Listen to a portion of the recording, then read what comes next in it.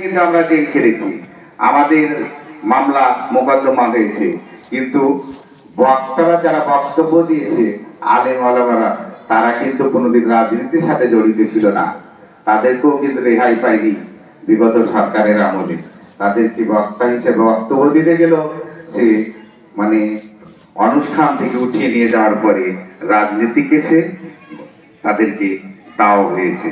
এটুকু আপনারাও জানেন, কারণ আমি ভালোভাবে জানি শিবগঞ্জ উপজেলার কথা, কারণ আমি 30 দিনের মধ্যে ছুটির দিন বাদ দিয়ে প্রতিদিনই আমি কোর্টের বারান্দাতে ছিলাম এবং সবাইকে জামিন করেছি।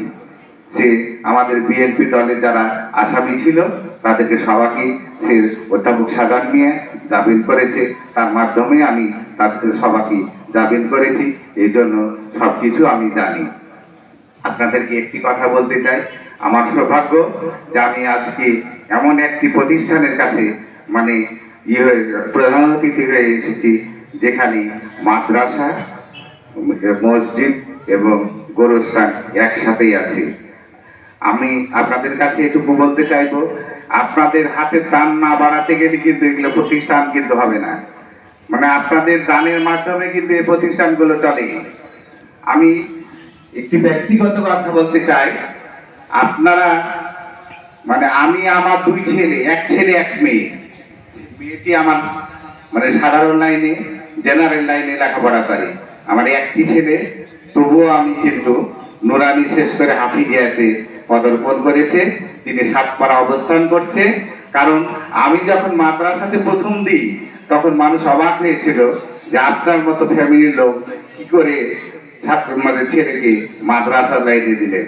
আমি কিন্তু এটুকু বলতে চাই আপনাদের কাছে যে আপনারা যে প্রত্যেকটি সন্তান, একটি সন্তান হলো আপনারা মাদ্রাসা লাইনে দেন এবং ইসলামী লাইনে দেন, জানে সেই ইসলামী লাইনে সুশিক্ষিত হতে পারে। আমরা কিন্তু আজকে ছেলে মেয়েদেরকে মানুষ করছি, আমরা একসময় বৃদ্ধ হব, ছেলে মেয়েদের উপরে আমরা কিন্তু নির্ভরশীল। সে সময় কিন্তু একটি মাদ্রাসা ছাত্র যদি শিক্ষিত হয়ে থাকে, সে ছাত্র সে ছেলেটি আপনার কিন্তু আপনার কাজে লাগবে, বৃদ্ধ আশ্রমে কিন্তু সে ছেলে পাঠাবে না। আমরা কিন্তু অনেকেই অনেক কিছু ভাবে সমস্ত শ্রম ত্যাগ করে আমরা ছেলে মানুষ করি, তারপরে দেখা যায় যে অনেক কিছু বৃদ্ধ আশ্রমে যেতে হয় বা অনেক কিছু হতে হয়।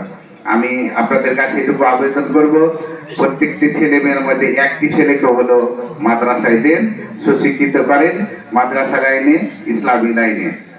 আমি আপনাদের কাছে এটুকু বলতে চাই যে অধ্যাপক শাহজাহান মিয়া সামনে নির্বাচিত হতে গেলে আমরা এখানে এসছি, আপনাদেরকে কথা দিয়ে যাচ্ছি, এই মাদ্রাসা এই মানে গোরস্থান এবং মসজিদের জন্য যাহা করা দরকার আমরা তাই করব। এবং আমি আরেকটু আপনাদের কথা দিয়ে যাচ্ছি, বর্তমানে যদি এখানে 1 বছর ব্যবধান এই যে কথাটি বললাম, এর মধ্যেও যদি আমাদের সাধ্যমতো আমি চেষ্টা করব আপনাদের এই প্রতিষ্ঠানে কিছু করার জন্য। আমি আর বিশেষ কিছু বলছি না, এ বলে আমি আমার এখানকার কথা শেষ করছি। খোদা হাফেজ, বাংলাদেশ জিন্দাবাদ, আসসালামু আলাইকুম।